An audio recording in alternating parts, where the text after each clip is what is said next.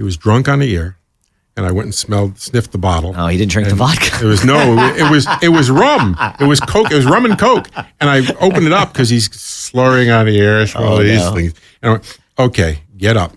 And he says, go ahead, fire me. I said, okay, you're fired. And I'm standing against a wall.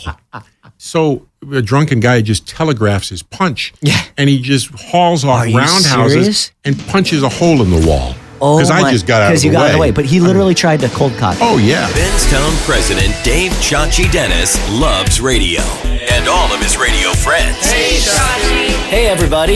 Because Chachi loves everybody. Well, let me kick this off and welcome Bob Lawrence, who literally is just fresh off a plane from Detroit. Flew in to go help his daughter move. We call it Grosse Pointe, but okay. We don't refer to it as Detroit. No, I'm just kidding. Grosse Pointe is lovely, by the way. What a beautiful town. It is, and frankly, people don't understand what's happened to Detroit. You've been there. I have a couple times. Detroit is going through an amazing renaissance that I don't think anyone saw coming. It was a disaster for so many years. When the recession, the big one hit in 2008, 2009, people left the city in droves. The auto industry was in trouble. Sure, it went bankrupt too. Bankrupt. People lost jobs. It was terrible. Two people basically are responsible for this. One of whom is Dan Gilbert, who you may know from Quicken Loans. Yeah, right. Owns he owns the Cavaliers. Which is odd to me because he's such a Detroit guy, but yet he owns the Cleveland Cavaliers. It's funny. My wife works for one of the family of companies for Quicken, and they do these drawings and all the time for win tickets to see the Cavs, things like that. Right. One time when LeBron was playing there, they brought him in to meet the staff. Oh, that's cool. Guys really, really. And then the Eldridge family, too, who owned, Little Caesars. Little Caesars. Yeah. And the hockey team, I think, was theirs. But anyway, these two people pumped so much money. Gilbert pretty much owns downtown. He's bought up all the buildings. Quicken has 10 companies with, tens of thousands of employees. Downtown, this was a place where nobody wanted to go. Nobody wanted to walk.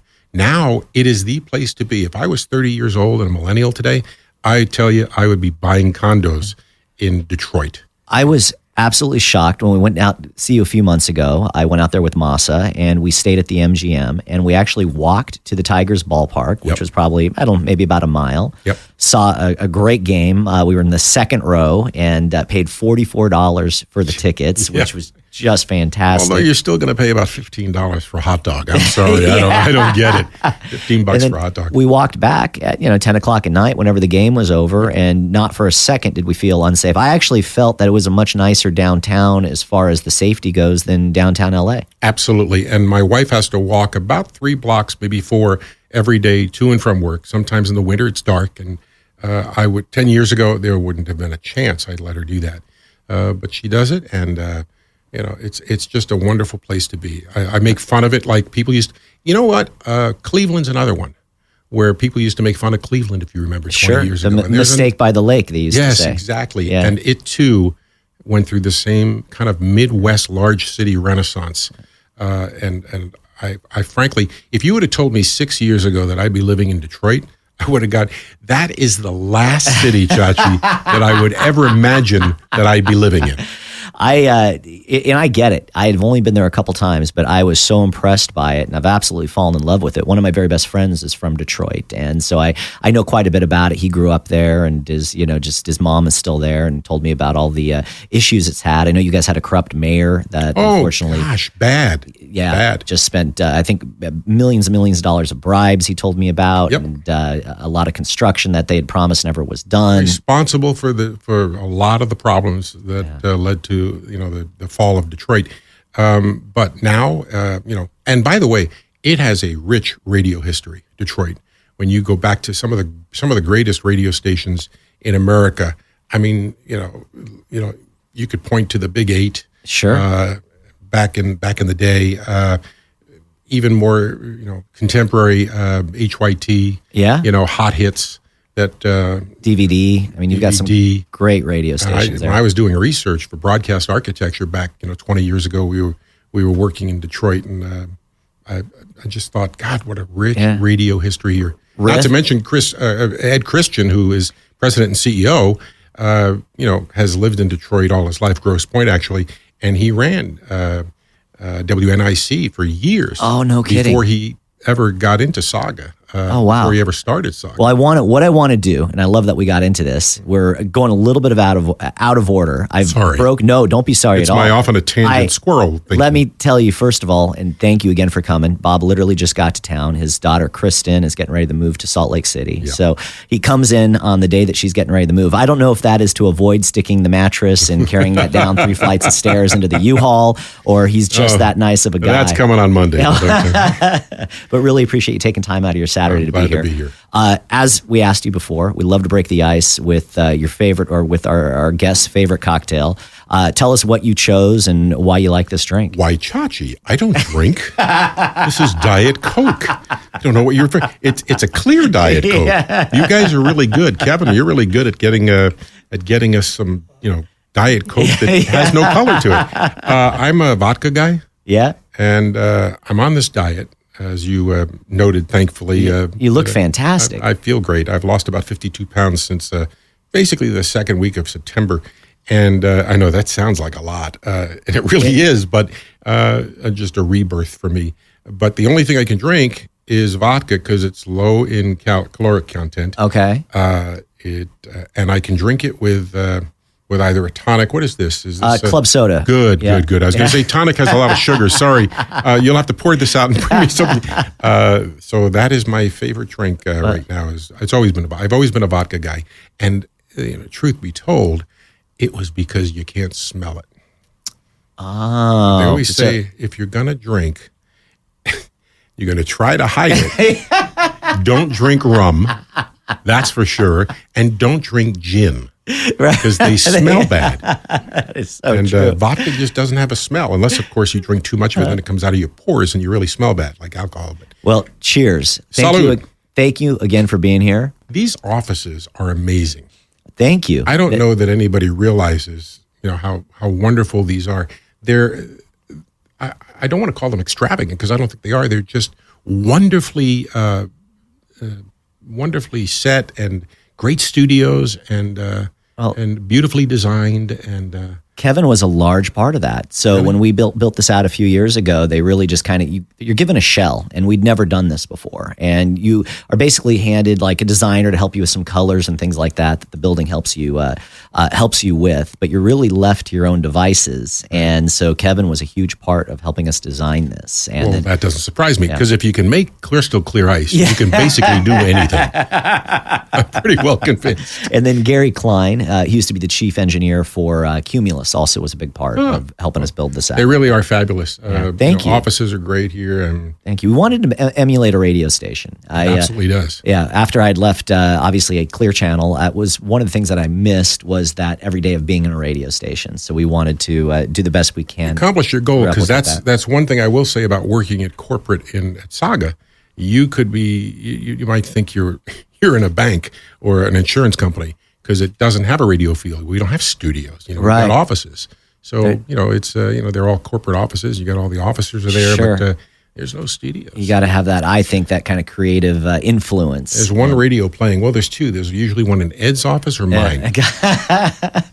So what I've done, Bob, I've broken your professional career into... Kevin, should I be scared? Be very afraid. I've broken it into 5 chapters, and I hope you don't mind, but I wanted to do the best I could, because you've had, an impressive career, but you've been up and down the dial to a lot of different places. And Just call me the WKRP of... So the first chapter, tell me a little bit about growing up in New York as a kid. Oh, my. I always said that if I didn't get into radio, I probably would have been mobbed up. Like Tony Soprano type? Hey, because I can turn into Tony in just like in just a hair of a second. You just talk to me, and I used to call my friends, "Hey, Joey, Vinny, wait up, how you doing?" I was fascinated by radio. My dad wanted me to be a doctor. Okay. And I thought, okay, well, that's where I'm destined to do. I'm going to be a doctor. I was great in school.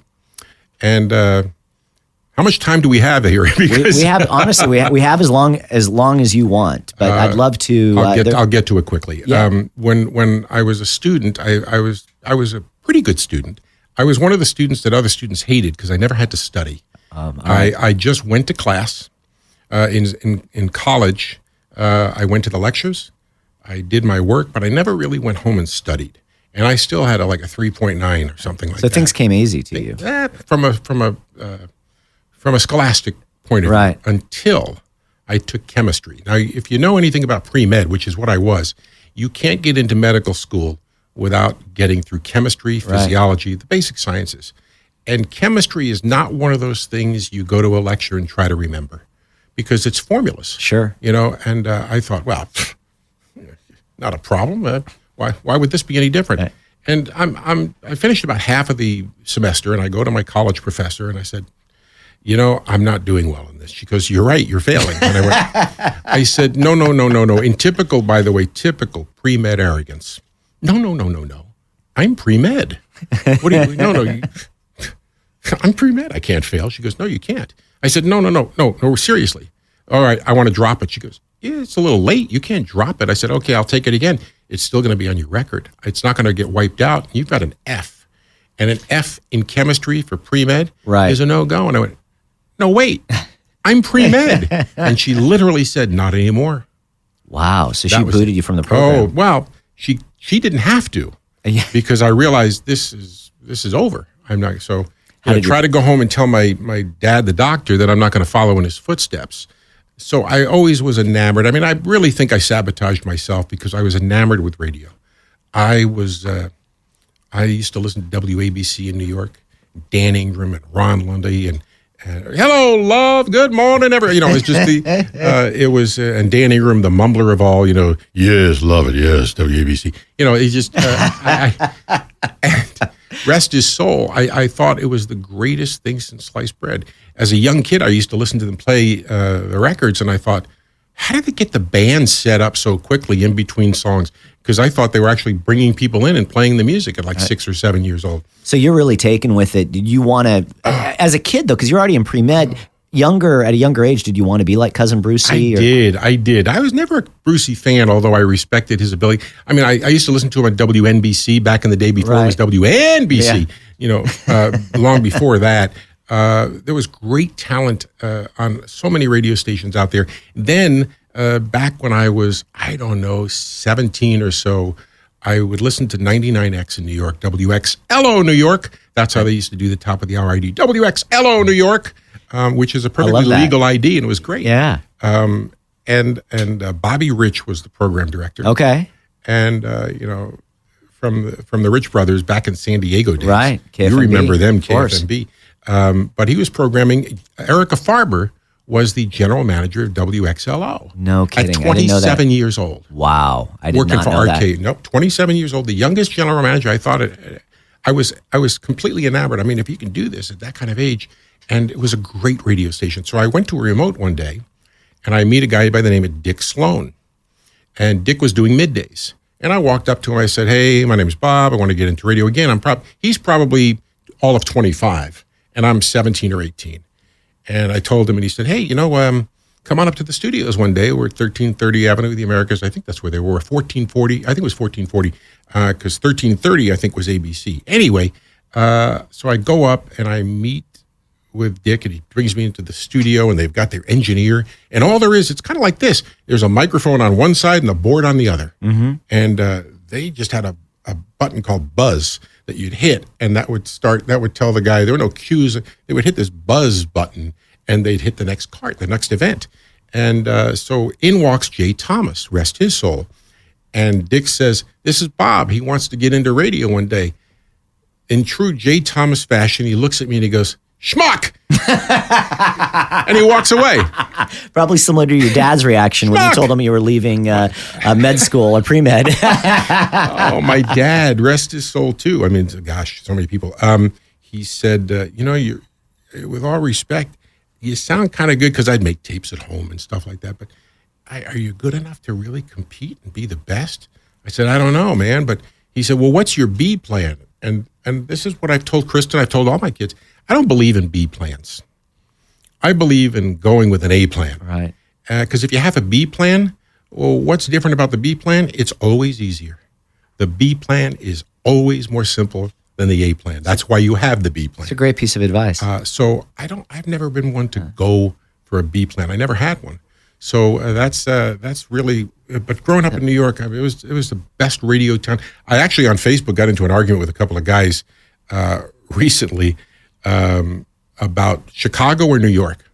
That's another great radio city. WLS or WABC. Right. And to me, it was WABC. And I mean, we had KHJ here. Position 93. Yeah. I remember Bobby Ocean on the air and all this great talent that later I would get to work with, by the way. Bobby Ocean at KFRC. Oh, wow. Yeah, we're going to get there, by the way. Dreams come true. Sorry. So you're 20 years old. You take your first gig now, paying gig at WTNL in Southeast Georgia. Yeah. So now you're a city You could say it was paying. Okay.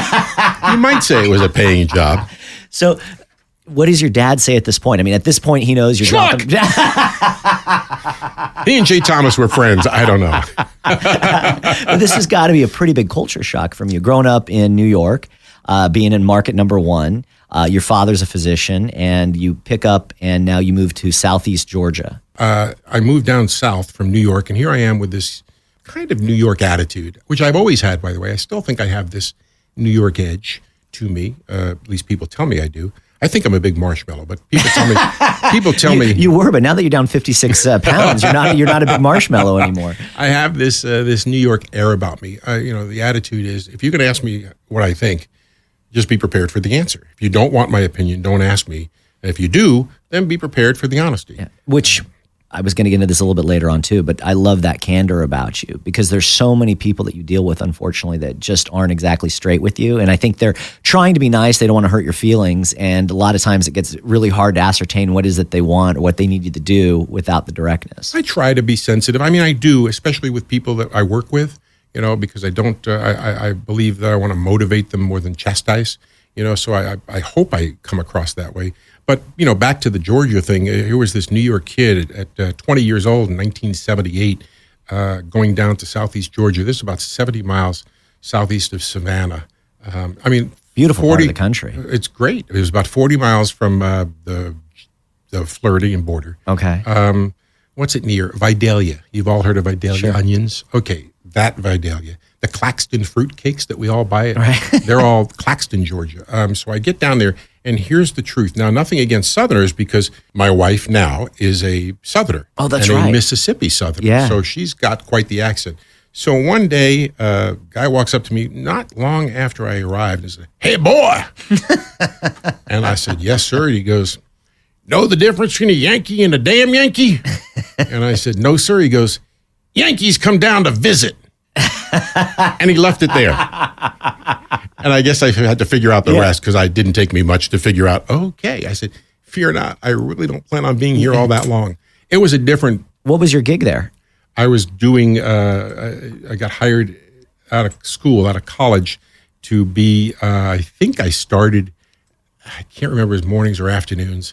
Very quickly, it became program director because nobody stayed very long. Oh my, that was your first PD gig as well. Well, yeah, but I mean, if you want to call it that, I mean, it was a 500-watt daytimer that if you went, you couldn't hear it anymore. But by the way, and I actually think iHeart owns it today. It's WTNL. I think they still exist or did last time I checked. Were you nervous? I mean, getting in the car, all of a sudden leave town, leave home, I'm assuming for the first time? Or first time? Yeah. No, I was excited. I did it in a day, 24 hours. Wow. I stopped, I think, somewhere in North Carolina for the day. And I remember I had to go through some great towns. I got to go through Philadelphia, sure, and Washington and Baltimore and all those cities right down the 95 corridor. And I ended up down there, and I just had a blast. It was great. Now, after your dad got over the, I'm sure, disappointment, which, by the way, resonates with me. My father's a physician as well, and I think secretly he would have loved for me to be a doctor. And there's no way I could have hacked the academics. But my dad has always been really supportive. Was your father, after he got over the disappointment? Do you feel that he supported you, or was he always a little bit second-guessing your career choice? I know he supported me because my dad actually got into an argument with my father-in-law at the time because he said, my father-in-law said he questioned my abilities and my talent and whether I'd make it enough to be able to support his daughter. Wow. And my dad says, "You scumbag. Who do you think you're talking? That's my son. He's really talented. You have no idea." The same guy, by the way, who said, "Are you sure you're good enough for this?" Because he didn't know either. But no, he stuck up for me and everything later on. So you guys had a good relationship. We did. I was closest to my dad after I left home. Oh, that's interesting. It was funny. Did you feel he was you're in his shadow a little bit? No, he worked his ass off. Okay. He did. He had 3 jobs at one time, in his practice. And, he'd leave in the morning, he'd come home at 11. I just felt, I never saw him. So until he left and I realized what a work ethic really means, I didn't appreciate what he'd done for us. And that's hard sometimes when you're younger. You don't get that perspective, unfortunately, until later on in life. No, you don't. Yeah. You really don't. Yeah. So from TNL, you go to WXIL in West Virginia. So you stay in the South. Parkersburg, West Virginia. What was the opportunity that led you there? A $20 raise. I swear to God. I made $110 at WTNL a week, $110 a week. So it's less than $500 a month. I was living in a trailer. And I thought, wow, I could have a real place. And this pays $130 a week. You were living in a trailer, like a trailer park? With 3 other guys. Oh, my God. 3 other guys that all worked there. And we each paid like $50, and it literally was a trailer. Oh, my God. So this was a real place. It's what I love about, and I'm going to kind of knock these out along the way. So from there, you go to Allentown. And wait, before you leave Parkersburg. Okay. There was more than 20 bucks? I got to tell you a story about Parkersburg. And get married. Okay, yeah, please I used to do these record hops like every jock did. I have the Bob, my air name was Bob Garrett. Okay. All through my career. My middle name is Gary. So all right. So that's what I used. I turned a great Gary little fact. into Garrett. I didn't know that. Bob Garrett. So I had the Bob Garrett music machine. And I'm doing this high school dance. I don't know where the hell it was. It was out it's West Virginia. It's in the hills somewhere. So I get lost. Really, this was before navigation. Nothing. I didn't know where the hell I was. So I'm telling you, I'm scared to death. I'm in the mountains. I think I'm going to run out of gas. Sure. I don't know how far I am. I have no way of knowing where I am. I pull into this little gas station, and I say to the guy there, and it's already dark. I said, "How do I get to Parkersburg?" Swear to God, this is what he says. Parkersburg. You can't get there from here. And I said, "You can't?" And he goes, "No." I said, "But I got here from there. There's got to be a way." He goes, "You can't get there." I said, "Okay, thank you."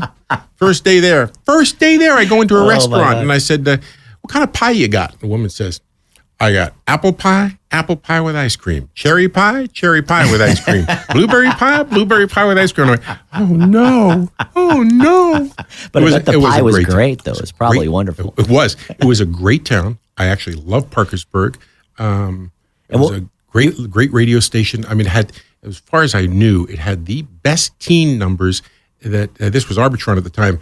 Told us that we had the best teen numbers that it had ever seen, with something like a 72 share. Was that CHR? CHR. WXIL, Wixel 95. So on to KAP in Allentown. Oh, that was a morning job. That was working for a guy named Bill Anthony, who still is, he's gone, a hero of mine, who brought me, said, "I think you can do mornings." Up against, a morning guy at WAEB at the time, long-term legend in the market, came up with different characters, and I do, "Helicopter Harry, one of these guys, helicopter." I didn't know you were quite the voice character actor as well. And Breakfast Barney was a character I did. I mean, it was crazy, stupid old 1970s, 1980s stuff of what I thought great radio was. And it probably was, by the way. It was fun. I don't know. You know what? Those who can do, those who can't teach. Were you solo? Did you have a producer? I was solo. Show? Oh, God. So it was all on your own. 1320 AM. One-man band. I think at that time I probably made, now I'm talking about $220 a week or something. It was wow. Living large. Wow, I'm living large, WKAP. But Allentown is another great radio town, the Lehigh Valley. And I knew that people went to Allentown for talent.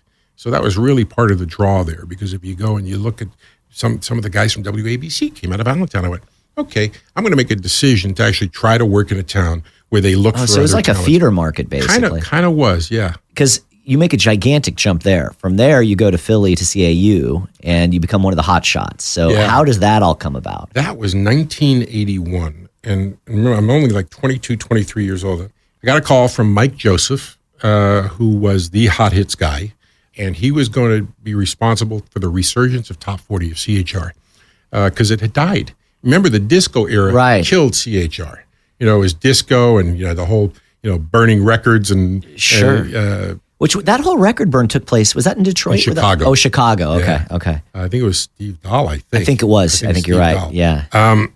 So, you know, CHR was in real trouble. Mike Joseph brought it back with hot hits. Now, if you listen to hot hits, and I have some air checks of hot hits, it's a really frantic, fevered pitch radio station with jingles we use jingles out the wazoo. Hot hits, WCAU-FM. Get on that phone and call with your favorites, Montgomeryville. Tonight at 8, we'll play the 8 most requested songs of the day on 98 Now. 1226 of Bob Garrett and the Go-Go's. Our lips are sealed. Bob Garrett, WCAU-FM. 98 Now or sometime between 4 and 6 today, we will count the music for a 10 speed and a key worth 10 grand. It's 1231 with champagne and try again. There was a jingle into stop sets. You would jingle into a stop set, which I'd never heard before. I'm going, wait a second. Why would we do that? And he goes, good God, Mom, you want to highlight the negative. Really? Okay. Highlight the negative. All right, I'll remember that.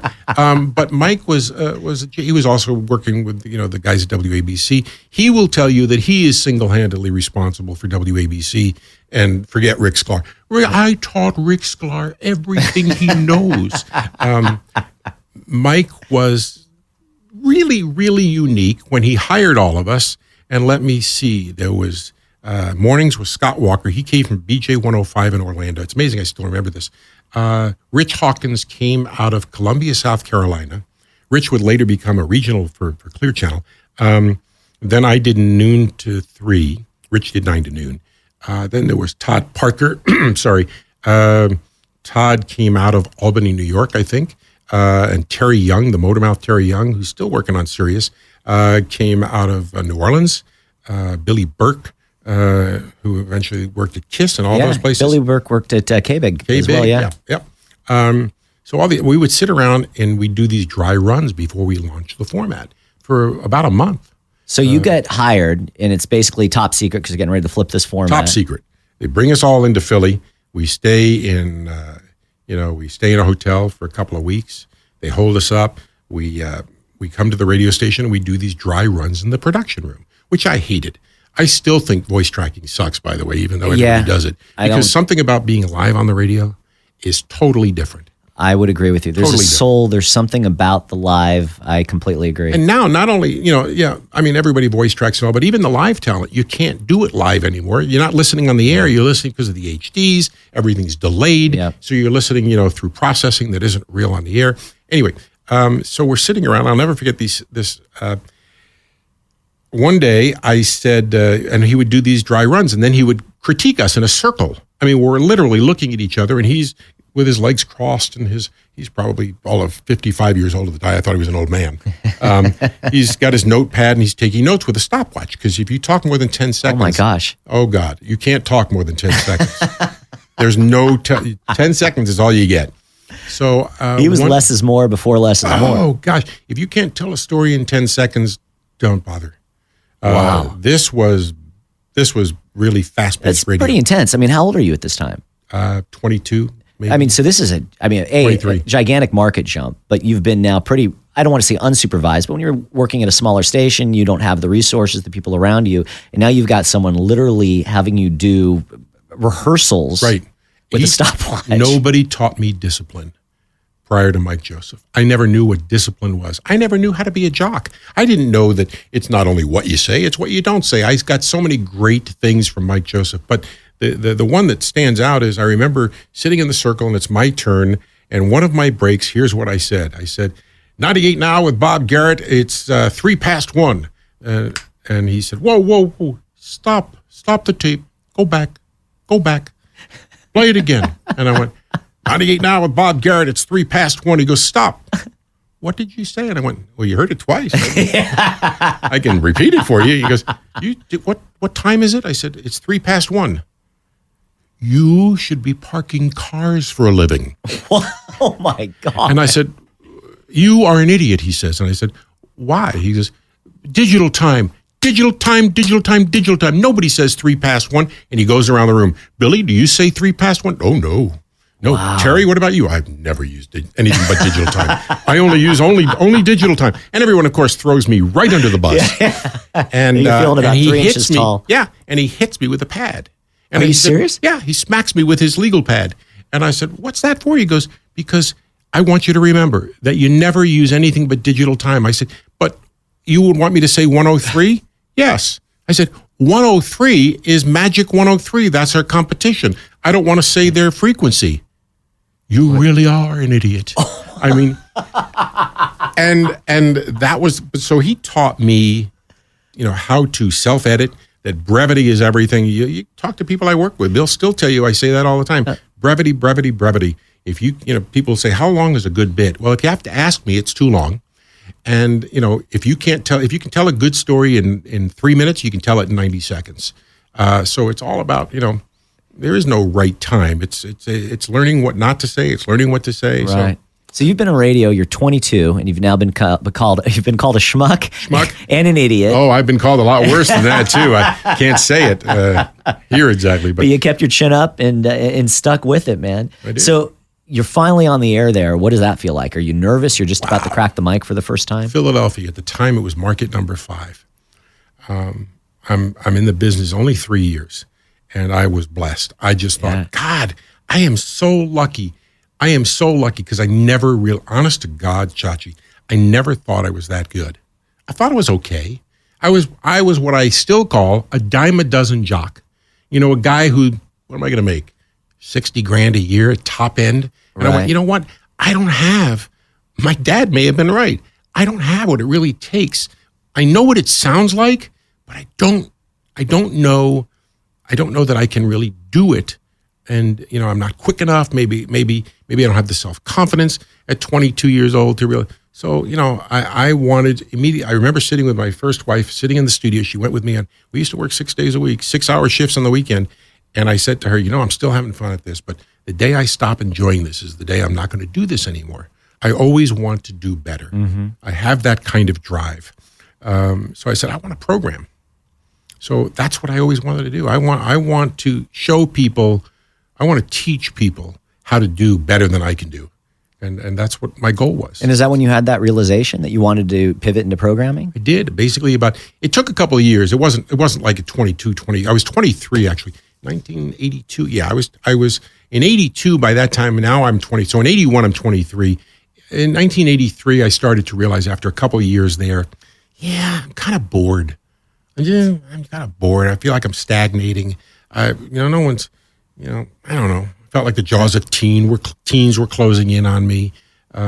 We'd already launched other hot hits in Boston and in Chicago and in Detroit. And I thought, maybe this has run its course. Maybe it's time for me to think about doing something else. Which, by the way, I'm going to show you this paper right now. I mentioned at the beginning, I broke your career into 5 chapters, and I think it's a fantastic transition into chapter 2. Chapter 2. What? So from Philly, you go to CBS in St. Louis. I did. Was that your first programming gig? Well, my first real program. I mean, that little gig in Reidsville, Georgia was a programming gig. But that was my first big market program. At the time, I think that was market 14 or something like that. I was young and very arrogant. Were you, from the success, you think your quick rise to in Philly? Oh, I was at the time, I think, the youngest programmer ever to work for CBS at that time. Wow. I mean, I think it was 25. And I mean, obviously, the Tiffany Network and doesn't get much more prestigious than CBS. At that time, it was everything. I mean, we had, back in the day, 7 a.m., 7 FMs. Robert Highland, the third, was in charge of it. Bob Vanderheyden was Group PD, a vice president of programming back then. And I thought, that's what I want to do. That's what I want to do. But I went there, and Ed Scarborough was the PD before me. And he was there he launched it. And, he was the fair-haired child who could do no wrong, and I followed in these huge footsteps. He was much more experienced, much more diplomatic. I walked in this with this arrogance about me, and that job did not last long. So anyway, the job didn't work out for me. So it didn't work out. They let you go, I assume? They let me go. What was that like? That was humbling, to say the least. Were you expecting it? No. I thought I was doing a great job. But, just an immature young man who thought that his way was the way. And there's so many people who do that and make that mistake. Hey, I did very similar stuff. I mean, when you think about our upbringing and not with our family, but in the business and the things that were allowed back then compared to today, I mean, oh my gosh, it's just changed so much. But, there's stories. I've had headphones thrown at me. I've had, been my fair share of that stuff. And so similar to what you experienced. And so when you get into that role, you tend to, I think, want to emulate the people. Sure. And then you realize, well, wait, maybe that isn't so cool. Yeah, that's probably, I shouldn't have. I still have, if you ever ask me, and you might, so let me answer it now. If you ever have one big regret, it's kind of early on doing that, making mistakes like that were so unnecessary. Have you read Howard Stern's most recent book? I've not yet. It's really interesting. A lot of listeners were actually very disappointed. I've got a best friend who listens to Howard, every morning, and so it was a lot of his material on the air has been regurgitated for the book. So his actual interviews, but he does talk ahead of each interview. And one of the things that he said is that because of his own ego, and I'm going to do a poor job of paraphrasing this, but I'll do the best I can. He had such a gigantic ego that he would have a problem if he had ever perceived someone to have more success than him. And so one of those people that he would interview, or one of those people that he interviewed that he felt was more successful than him was Robin Williams. And I guess it was a very horrific interview, and he was very hard on Robin Williams. And Robin Williams apparently was a good sport about it, but he had felt very bad in retrospect about how he treated Robin Williams. Well, he and, was it Bill Maher? From who's got the HBO show? It's Bill Maher. Bill Maher. Yeah. They had a falling out for years because he was on Howard's show and Howard treated him badly. I saw a recent interview when he was back on the show now that Stern was on Bill's show. Oh, interesting. They had made amends, and they get along. And Howard realized. I mean, I guess you get older and you realize, I probably you don't know what you don't know as a youngster, and then you get older and you realize, I do know what I don't know. There's the sign of maturity. Yep. One youngster says, I don't know what I don't know, therefore I must know everything. And wait a minute, I actually do know what I don't know, and he knows it. I want to find out from him. And that's the great thing about guys like Ed Christian, who's been in this industry for a long time at Saga. I've learned from so many other people, everybody right on down the line. I learned from you. I mean, I learned from so many people. I appreciate that, and it works both ways, man. I've learned a lot from you over the last. I know our relationship is still relatively young, but the last couple of years have really been. Well, I'm old, so we got to make time up real fast. Accelerate the process. Accelerate the process, will you? So let's take me through the rest of chapter 2 here. So you go to KITS in San Francisco. Yep. I mean, that's a pretty that was awesome another move. hot hit station that actually evolved. It was hot hits, but it evolved into hit radio. So was that owned by CBS? It was not. It was Intercom back then. Okay. It was one of Joe Field. Joe was running the company back then. We're talking 1983. So you landed on your feet. You go from St. Louis to Philly. Because I begged for that job. I called a guy named Jerry McKenna, who was the GM, and I basically said, I don't even think I told him I got fired. I just said, I really want this job. And honestly, I called him so much. One day he said to me, Bob, I told you I'm looking at it. I told you I'll call you. Don't call me anymore. Of course, I kept on calling him, and I got the job. That was kind of, I hadn't grown yet, and I still needed to learn more. Although I think we had a great radio station, but they changed format. That's when they went to Live 105. Shortly, about a year and a half later. It's got to be hard to learn, though. It's like all of a sudden you leave St. Louis, you keep on working your way to bigger and better markets. Well, it is a tough lesson to learn because you think, well, I thought I was a schmuck, but maybe I'm not. I kind of enjoyed that experience. So you're in San Francisco. You're programming San Francisco and on the air? No, this was my first. My second. KHTR was off the air too. Off air. Off air. Okay. And as I said, that was Joe was in charge. he had Minneapolis. He had, I think he bought KITS back in the day when FM, back in the 70s for, I think, $15,000 or something like that. It was a ridiculous amount of money. It's funny. I think they sold it to CBS. Now they own it again. Or maybe it's clear. I can't remember. Live 105 is Live 105's iHeart. Oh, it's iHeart. Yeah, so right? that kind of changed. Oh, yeah, it's one of those guys. They're so. Yeah, I can't keep track of them anymore. Yeah. Okay. But yeah, from there. San Diego. Yeah, I was humbled. And so you left after they flipped. I San did, Francisco. Yes, Got they it. flipped to Live shortly thereafter. Ed Krampf, who's a wonderful guy and deserves all the credit, actually fired me. But I love Ed. It's really weird because he eventually he went over to iHeart and was working at the San Francisco cluster there. Yeah, he was my boss here. Oh, right. He in worked LA, in K-Big and Coast. And right, literally up the street, right here in Brandon. I did research when you guys were here in Glendale. Yeah. I remember coming to Glendale. Yeah. And so the funny thing is when he fired you, when I had to let the very first person go, and I'd never let anyone go before, and I hate doing it. I'm sure you do as well. I don't know anyone that, if you've got a heart, it is just really difficult. And I don't mean it's always harder for the person who's getting let go than the person who's got to do it, but it's still very, very hard. And something I lose sleep over. And this was a situation like that. And I actually had called him just for advice on how to do it. He'd gone up to San Francisco. He just left here and moved up there. And I remember him walking me through how to do it. And apparently Ed is so good at it that sometimes the person being fired actually is like, don't feel too bad, Ed. No, I know. It happened. Warren Lada used to be, he retired last year, but he was the former COO of Saga. People would hug him after Warren. Warren would fire somebody, and they'd hug him. And I went, how do you do that? How do you get someone to hug you after you've let them go? People in the company would talk about it, go, oh, it's time for somebody to get hugged, to hug Warren. But it was one time I had to let someone go where he was drunk on the air, and I went and sniffed the bottle. Oh, he didn't drink the vodka. It was rum. It was Coke. It was rum and Coke. And I opened it up because he's slurring on the air, all these things. And I went, okay, get up. And he says, go ahead, fire me. I said, okay, you're fired. And I'm standing against a wall. And a drunken guy just telegraphs his punch. Yeah. And he just hauls off roundhouses and punches a hole in the wall. Because I just got out of the way. Because you got out of the way. But he literally tried to cold cock him. Oh, yeah. But he was so drunk. So I said, okay, that's enough. Here are the cops. Get the cops here. Oh, so you had to call the cops on someone. Did. Well, because I've honestly never heard that afraid. Before. I'm sure. Probably should. Can we edit these out? You didn't mention any names. Names. It's completely fine. By the way, also a good guy, just made some, so many people just make bad choices. Yeah. It is what it is. So you leave San Francisco. How do you land in San Diego?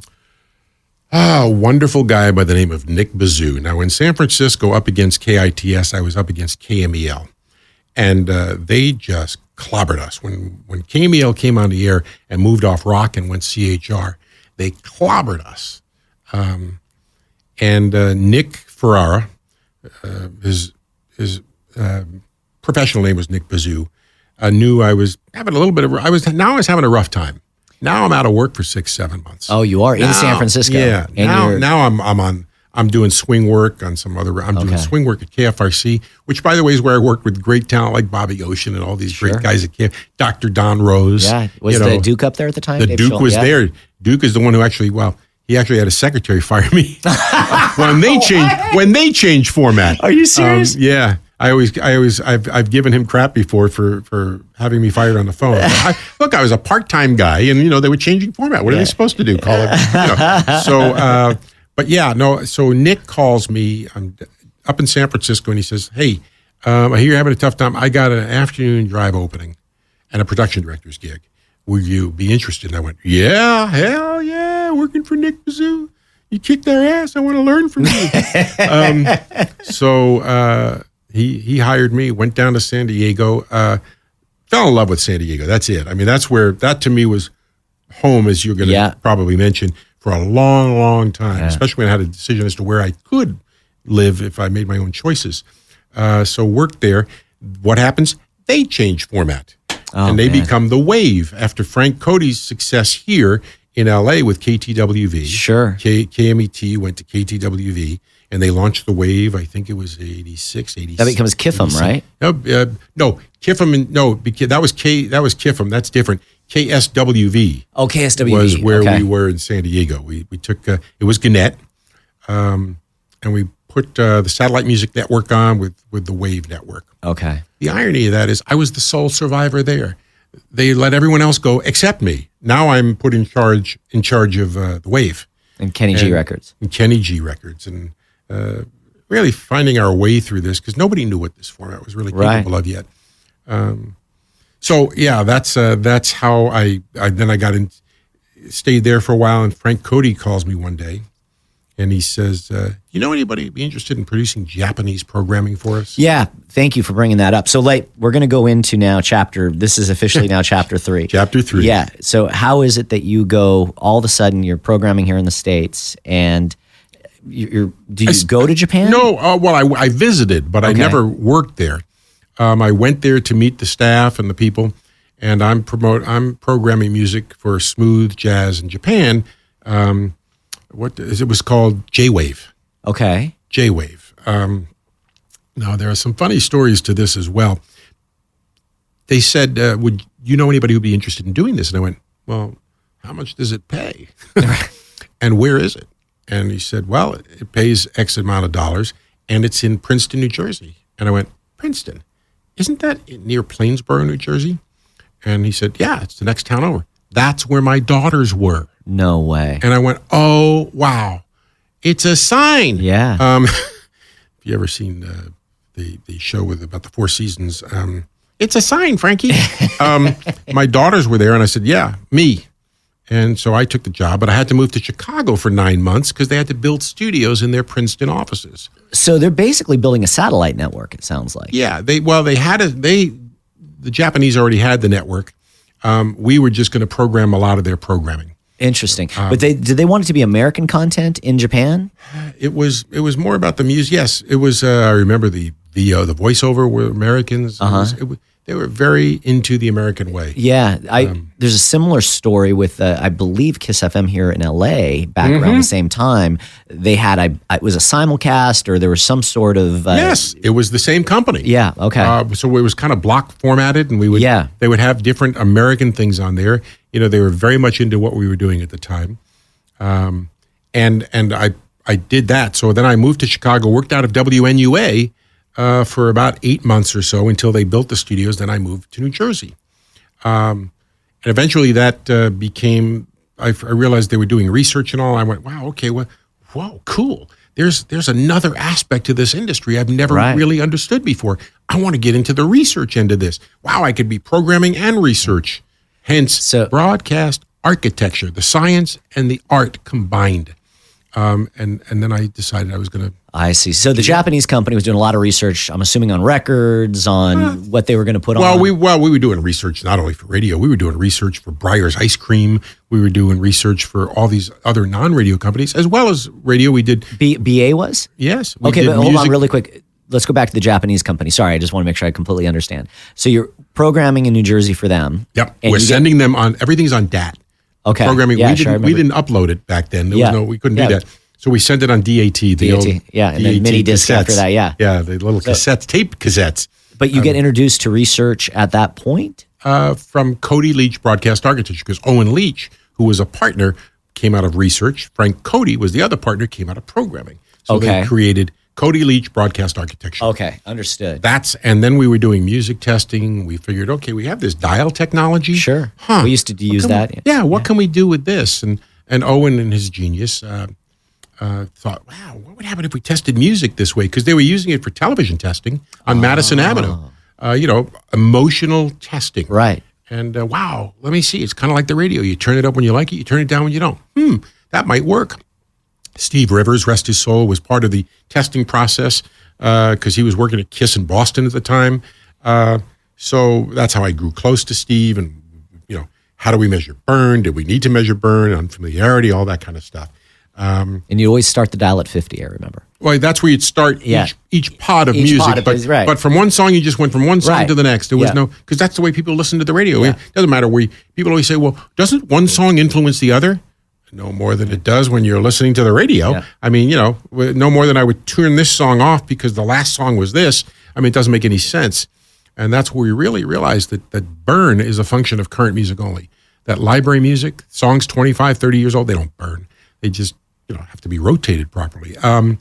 So I was really fascinated by that, and I had a lot of West Coast clients, including K-Big and Coast. We used BA all the way through the entire time I was there with, at the time, with Stuart Saunders. Who's working at his own company. Yeah. And because BA doesn't exist anymore. Let's see. So K-Big, Coast. Do you stay in New Jersey or you come back now? Well, no, that was it. All my clients were out here in San Francisco, in LA, in Sacramento. I was doing all these AM/FM clients at the time, because we were owned by AM/FM before the Clear Channel days. Oh. So Frank and Brian Stone eventually became another partner, said, hey, you know what? It's costing us a fortune to keep sending you out west. Do you want to just move there? And I went, let me see. Princeton, New Jersey or San Diego? I kind of felt like Joe Pesci. I could really use a good ass kicking right about now. I picked San Diego. And so we ended up moving to Escondido, San Diego. Loved it there. And then you're doing a lot of traveling at that point. A lot of traveling. Doing AMTs. But mostly West Coast travel. Okay. Let's say from the Rockies west. I did Denver and places like that. LA, all up and down the California dial. And then, let's see, I get a call from Jimmy DeCastro one day who says, you know what, we need a program director in San Francisco. Now, I'm with BA now 10 years, maybe a little longer. Oh, this is a while. It's 1998. And they said, need a PD. I'd like you to go to San Francisco to program for KIOA, K101.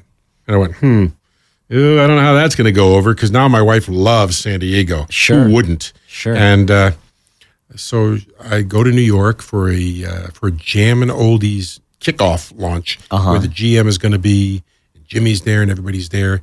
And we put a deal together. And I go back to San Diego and she says, you took the job, didn't you? You took the job. And I went, yeah, but it's really a lot of money. It's really good money. Great radio station. Great radio, a lot of money. Don Blue mornings, not a crummy market by any stretch of the imagination. Top 5, and so we went, and that was not a good experience just because of the situation there. But I mean, at that time, you had Don Blue, legendary morning show. Don Blue. Don, one of the sweetest guys in the whole world. You know Don? I've only met him once, yeah. Sweet man. Here I am, trying to have a radio station that appeals 35 to 44-year-old females. And Don, with all, he's really talented, but he's talking about things like his Spain vacation and his golf games. And I said, Don, first day I'm there, I bring Don in. I said, hey, let's chat. And he says, before you start, Bob, I just need to tell you something. I've been here for 20 years. I've been through multiple program directors. I think you're like the 7th or 8th or so. And I will tell you, I'll probably be here after you're gone. So what would you like to say? What would you like to tell me? And I went, I'm good. Never mind. Thanks for stopping by. So, that's that. So how long were you there? About a year and a half. And I realized, I really don't want to do this anymore. I didn't want to do it. So Clear Channel had just taken over. And frankly, with all respect to iHeart and Clear Channel at the time, right? If you were with the AM/FM kind of people, you kind of had a target on your back a little bit. And I kind of felt, if I don't do something else, I'm going to be out of here anyway. Yeah. So I may as well. And that's when I thought, I don't have a non-compete doing research anymore. And there's 85% of the rest of the country besides Clear Channel. So that's when I launched my research company in 2000. So now we're going to get right into chapter 3. So big move. I mean, to go and launch your own company. What did that feel like? Or sorry, chapter 4. My apologies. Yeah. It felt great. I had no one to thank, no one to blame but me. I already now Ken Benson, who was my vice president of programming at the AM/FM station in San Francisco, had been with Citadel. And I thought, wow, this is great. He wants research. And we had a lot of research. He loved what we did. And Citadel, now Cumulus, was doing a lot of research for me. And I was getting a lot of, I had hired other people to work with me. Company started to grow, made good money, built a good reputation. And then Ken leaves Citadel. And I went, oh, crap. Steve Rivers was also the VP of Programming or Chief Programming Officer now for CBS. And we got a lot of CBS business that way. Ken leaves. Ken comes to work with me, ironically, goes to launch an international division for us. Right. And did a great job. And Ken's been incredibly instrumental in our career. I met Ken years ago in San Diego. Yep. When he was programming MTV at the time, I actually had to go pick him up at the airport. My boss sent me down to get him in the airport in my jalopy of a car. And I remember sitting next to him the entire time, oh my God, Ken Benson's sitting next to me. Ken is an extremely talented, smart guy, great programmer, good researcher as well, great career, loved working with him. And we... back in 2008, 2009, things began to crash. The first thing that people cut is consultants, research. So all of a sudden, that business kind of just began to decline, and I had to start letting people go. Now, one of my clients at the time was Saga. This is where Saga comes in, and we're doing some research for them in various markets, most of their bigger markets. We were doing Milwaukee and Norfolk and I get a call one day in Columbus from Chris Forgy, who's now our senior VP of operations at Saga, and says, I think Ed and Warren want to talk to you. And I went, who's Ed? Who's Ed? And he goes, well, you probably want to do a little research on that. He's the president and CEO of Saga. I think they want to talk to you about what? I don't know. There was an opportunity that had arisen as a result of my predecessor, who had just was in the process of leaving, and the rest is history. Ed calls me, we talk I remember in a hotel room, I'm in St. Louis doing music testing for Hubbard, and I'm talking to Ed on the phone for a couple hours. He said, I like you. Would you be willing to come down to Florida? I said, well, fortuitously, I'm taking my wife and daughter who've never been to Disney World to Disney World. He says, great. Drop them off and come to Sarasota, which is where he was, which is where he is right now, actually, too. Because he's there, 6 months out of the year. And he said, come see me, and Warren will come down, and we'll just spend the day together. And that was March 26th of 2015, and I was working on April 13th. Amazing. So you, at that point, you get this amazing opportunity, obviously, the head of programming for Saga. Yeah. So you shutter at that point, Pinnacle. I had to. I would have preferred to hand it off to somebody, but as an officer of the company with fiduciary responsibilities, that would have been a conflict in their head, in their minds, I'm sure. So we decided I would just close it up. Unfortunately, there, people worked for me. They too lost their jobs. Sure. But everybody there landed on their feet. It was great. So, it worked out very well. And that's where I've been for, 5 years now. So that's fantastic. Now, your second wife, did you guys divorce before, correct, when you went to Detroit? Yeah, I got divorced in 2009. In 2009, yes. Man, so that's tough. And so at the same time, your business is contracting. Yeah, it wasn't good. In fact, when you looked at our home that we had bought in Farber, California, when we moved back and decided to launch Pinnacle, that was my third stop there. In 2007, our house, which we bought for, $500,000, was worth $1.4 million in 2007. Unfortunately, just 2 years later, it was worth exactly what I paid for it. Well, at least you weren't upside down. I wasn't. So, yeah. But we sold it. We got divorced 2 years later. I met my wife, Risa. That's right. I remember I got to meet and have dinner with her a few weeks ago. She was in Orange County at the time, She correct? was living in Orange County. We met on Match.com. That's great. First time I ever met her, we were laughing. And I'd been on Match for a while. I'd been on several dates. And I went, this sucks. This really sucks. This is nothing more than an interview process for your personal life. So how long you been divorced? How many kids do you have? Where are you living? What do you do for a living? How much money do you have? Risa tells me the story how she was actually asked, so the house you have, is it yours? Did you buy it? Is that a real diamond ring? Oh my God, really? Yeah, on these things, you just got to be really careful. And we sat for hours. We were at the Chart House in Dana Point. It was our beautiful first place. date. Great place, right on the ocean. And I said to her, one quick story. We're probably running too long. That night, we were talking about food at dinner at the Chart House, and she's mentioning butter beans. And I said, butter beans? What the hell's a butter bean?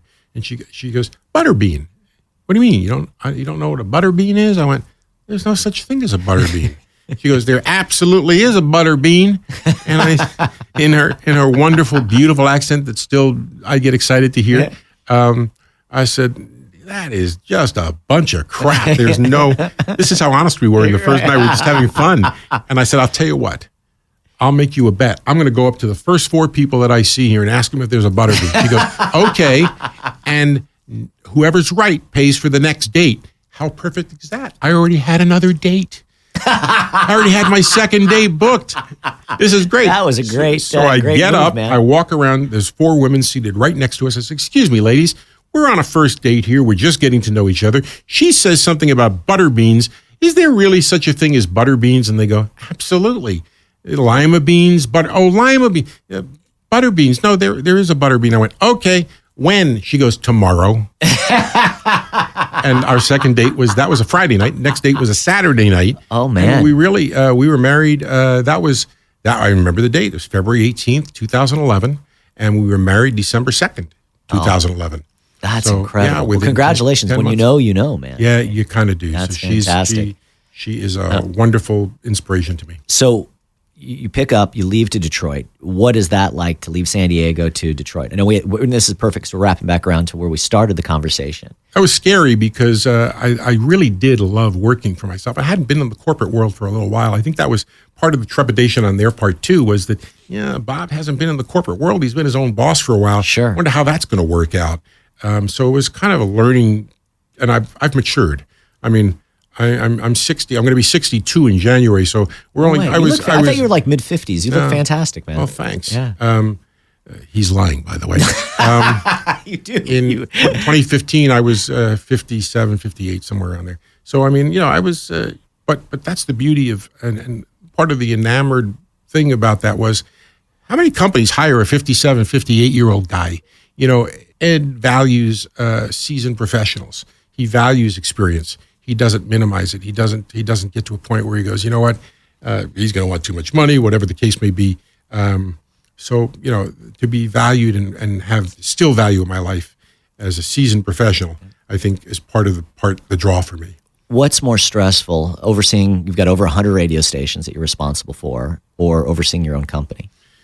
Well, they're both a great deal of responsibility. It's actually 185. Oh, my God. 115 AM, FM, traditional AM, FMs. And we have 75 translators, which about 60 of them, I think, are standalone stations of their own. We call them metro signals because they really do serve the metro. They cover the market in some of our smaller cities. Obviously, in LA, that's not going to do you a whole lot of good. But, in some of our smaller markets, it really does cover the entire metro, no different than anybody else. So there we have other formats too. But back to the question at hand, it's scary on both ends. There's a lot of responsibility. This is a public company. There's responsibilities and dealing with people who trust you but also question you. I remember Ed said to me in the first time I started, he said, look, you're either going to love me or hate me because I'm going to be so far up your butt for the first 6 months or a year. Because, he really didn't know me that well, but I think he realized I was a smart guy. I had experience. I had seasoned a bit and gave me, that kind of confidence. So there's that, and sometimes I'm still a little arrogant. I still go, wait, what are you talking about? That's ridiculous. I can be like that. I try to temper that as best I can because I can still be stubborn and mule-headed, and I have a strong opinion about things. But I think that's part of what he likes about me too. I think there's something incredibly important about directness, especially in today's world that we're in. And I think we're all overly cautious not to hurt someone's feelings. And sometimes we can't be honest with each other. And I think from a business standpoint, I think a perfect example, and we recently worked out our deal. And you were very just honest with me of what the situation was. And I thought, totally got it, because all of us go through, different issues that we've got to get through.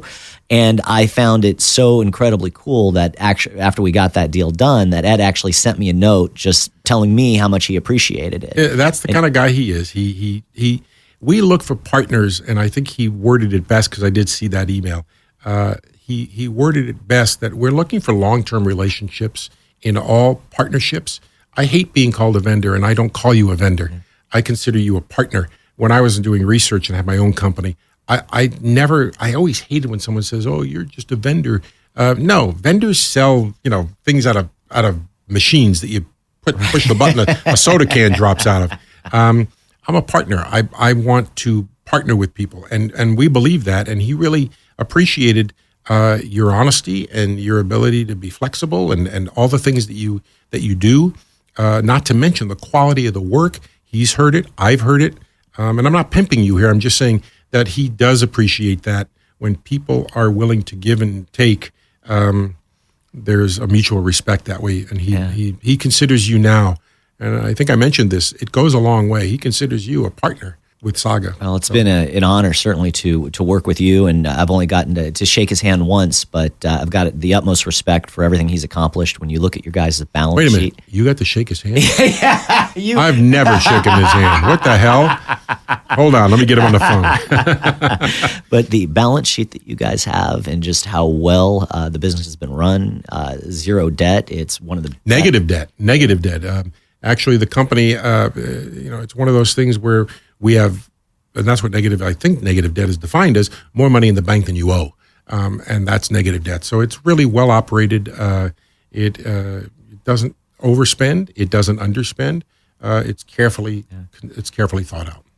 How difficult is it to oversee all these radio stations? And you've got 185, I'm guessing probably close to 100 programmers. 27 markets, probably close to 100. I'd probably say more like 80, because some of them double up. It's difficult because I'd like to travel more than I do, but that, as you understand, can be very expensive, very time consuming. Sure. To be on the road a lot.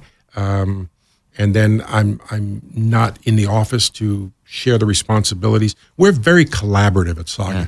We don't all have, this is your responsibility, this is yours. We kind of share responsibilities regardless of title. So we just jump out at a second's notice. But I savor the opportunity to learn. The mentorship program we did the other day. I learned from young guys.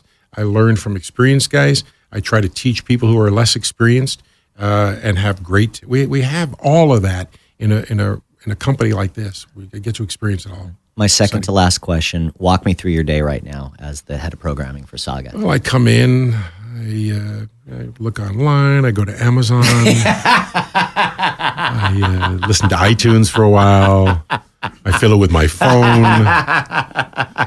I get in pretty early in my day. I usually get in between 6:30 and 7 every day because I find that peaceful for me. I can get a lot done before most everyone comes in, 8:30, 9 o'clock. And I also have morning shows I need to listen to. So I do that every day. I try to rotate through and decide who really needs some attention right now. Where are we coaching? Where are our issues? And I tend to listen to the morning shows while I try to write. I try to write creative imaging, frankly. For the bigger networks like the Outlaw? For most of the Outlaw that you guys do for us is all written by me, or we have a guy in Portland who helps me with that. But there's an attitude to the Outlaw if you've listened to it. Yeah, it's great. It's got this old West kind of style there, boy. You think you're at a honky tonk. Our partner, my partner, and our CEO, Andy, who's in Stuttgart, Germany, his very favorite station, as far as the imaging goes and the presentation, is the Outlaw.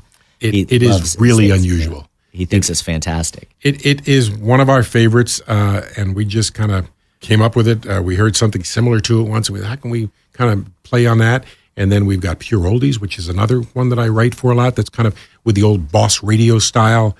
We've got radio stations. It's fascinating. We have Chuck in Charleston, South Carolina. Number 112 plus, in the last book. But There are no personalities. It's kind of like a Jack. Yeah. It's an adult hit station, but we have some of the best imaging on that station. It's all fresh and written beautifully by Jeff Cushman, our program director out there, who has an attitude with James Justice as the voice, and he delivers it with such, I don't know, vigor and attitude and edge that it's just so much fun to listen to. He is the personality, and we're kicking ass out there. That's great. With just, simple songs and our imaging. friend Paul O'Malley's the GM out there. He correct? is. Paul is He a is great guy. indeed. So quick story, and then we'll wrap this whole thing up. But we've got all these mutual friends. So Paul was at Star at the time here in LA, In the LA, general Star manager. 97, yeah. And it was back when Ryan Seacrest was doing afternoons at Star, and I had just gotten here. I'd been here for a little over a year. Was working with Jhani Kaye as a programming coordinator, and my start was really producing. So I was an assistant producer for Rick Dees, and before that down in San Diego with Michael Steele. Who? Yeah. Just kidding. You got to love Rick Dees. My God. Ryan was looking for a new producer, and so Paul was trying to hire me for that gig, and I had this opportunity to go meet with Ryan, which was pretty cool. His career was just really starting to take off. It was like the first season of American Idol, and at that time they knew great things were certainly destined for him, but Paul was trying to convince me to take that job, and at the same time I had Jhani here, who was an amazing mentor to me, and I didn't quite know which route did I want to go down. Did I want to go down programming, or did I want to go down the producing route? And so I ended up sticking with Jhani, and it worked out great for me. But there are times where I think to myself, what if? If only. If only. But you've got a great company here. You've built a mountain. Yep. And Ryan's been through a lot of producers since then. So yeah, no kidding. Ryan is without a doubt the hardest working guy in radio, I think. Yeah. Nobody works harder than that guy does. I don't know how he does it. Yeah. I really don't know where this guy finds all the time. Man, it has been a pure pleasure. Thank you so much for taking the time. It's only been to 10 do minutes. this. Are we done? God, Really- I'm so disappointed. Really appreciate it. And Thank you. thank you for taking the time. Thanks. Bob Lawrence, VP of Programming for Saga.